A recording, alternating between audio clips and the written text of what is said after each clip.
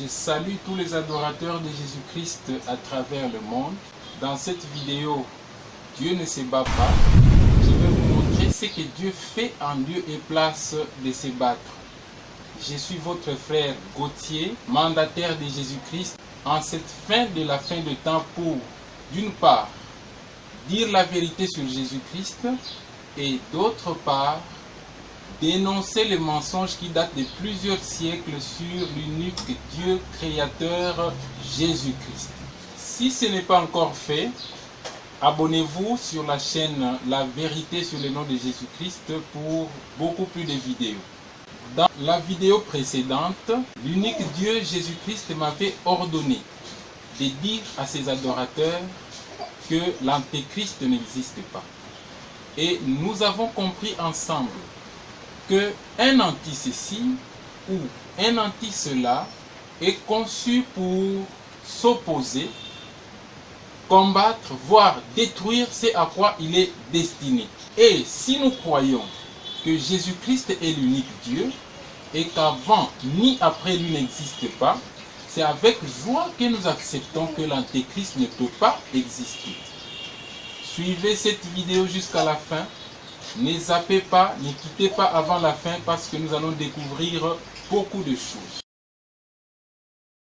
Aujourd'hui, il a plu à l'unique Dieu Jésus-Christ de me mandater encore une fois pour transmettre un nouveau message à ses adorateurs avec comme thème Dieu ne se bat pas.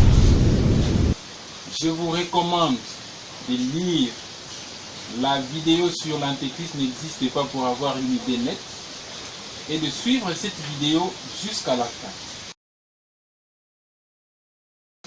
Jusqu'ici, l'Église n'arrive pas à établir la différence entre les créatures et le Créateur, l'homme et Dieu, en pensant que les difficultés des créatures sont les difficultés du Créateur et les limites des hommes sont également les limites des dieux. Pareil aux sentiments ainsi qu'aux défis.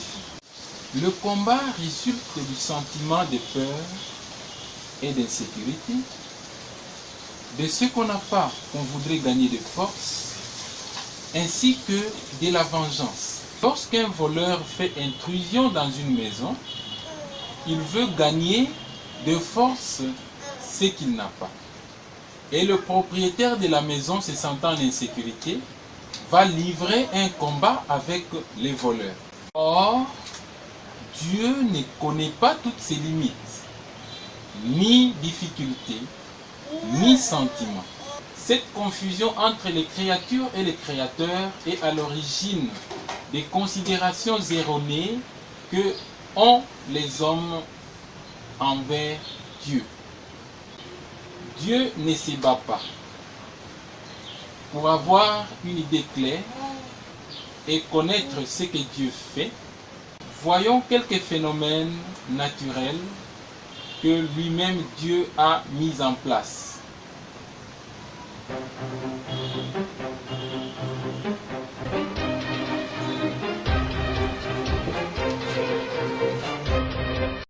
Doucement. Ouh là là, la branche.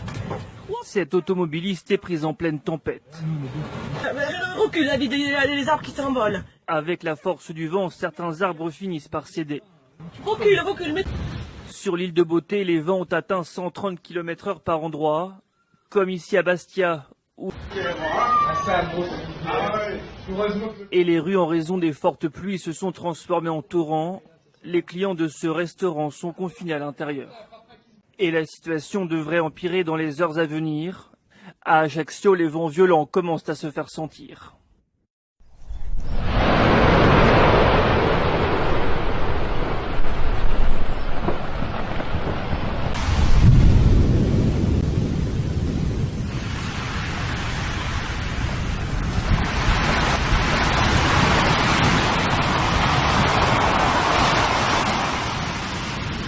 Qui peut tenir devant de pareils phénomènes? L'homme, quelle que soit son innovation technologique, tout ce qu'il peut faire, c'est fuir, c'est se sauver. Alors, comment peut-on admettre que le Créateur de tout ceci puisse livrer des combats avec ces créatures?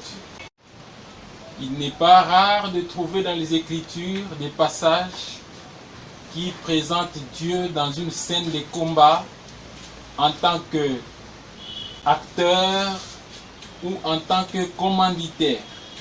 On dit, il va combattre, il combat ou il a combattu, selon qu'on veut se fortifier ou qu'on veut lui rendre des actions de grâce. Ce n'est pas mal. On peut aussi voir dans d'autres passages, on est en train de louer Dieu sous le titre de combat. Vaillant guerrier, puissant guerrier, éternel des armées. Tous ces titres diminuent Dieu et les mettent au rang des créatures. Partout où les hommes ont vécu des victoires prodigieuses et ont témoigné l'intervention divine, cette intervention n'était pas venue par un combat entre Dieu et les créatures, mais c'est passé par un autre mécanisme ou par un autre moyen que nous allons découvrir tout à l'heure. L'unique Dieu, Jésus-Christ, créateur de toutes choses, ne peut se réduire au rang des créatures jusqu'à se battre avec des êtres qui soient spirituels comme des esprits, ni avec des êtres physiques comme les hommes. Considérons deux aspects avant d'arriver à ce que Dieu fait. Lorsque on vous dit qu'il y eut guerre dans le ciel et que Satan fut précipité, ainsi dit l'unique Dieu, Jésus-Christ, le péché n'a lieu que sur la terre, car n'accède au ciel que celui qui a vaincu le péché sur la terre, et qu'aucune créature ne peut un seul instant avoir l'idée de prendre la place de Dieu.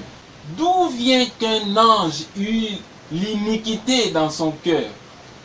D'où vient que un esprit ait l'idée de se fabriquer un trône à la place de Dieu? Faux, dit Jésus-Christ. Deuxième aspect, on nous présente Dieu en train de se battre avec des hommes. Lorsque nous considérons ces deux passages, mis côte à côte, nous voyons une scène dans laquelle il se déclare une guerre entre Dieu et les hommes, et que le prophète vient se mettre au milieu pour faire la paix. Quelle ridicule scène! Quelle manière de présenter Dieu! Jésus-Christ ne peut pas entrer dans une telle scène ridicule. Examinons un autre passage.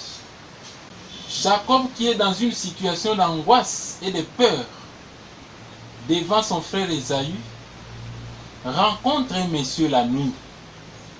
Il se bat contre lui toute la nuit. Le monsieur incapable de vaincre Jacob. Et il ignore même le nom de Jacob.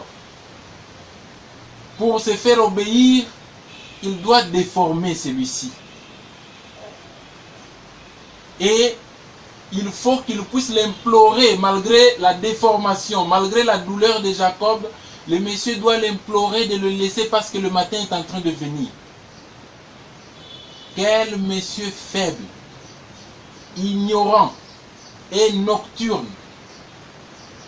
Et vous dites que il a rencontré Dieu, il s'est battu avec Dieu, il a vu Dieu face à face.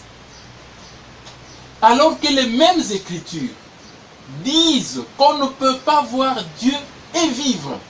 Quelle contradiction! Jacob fait-il exception de ces principes?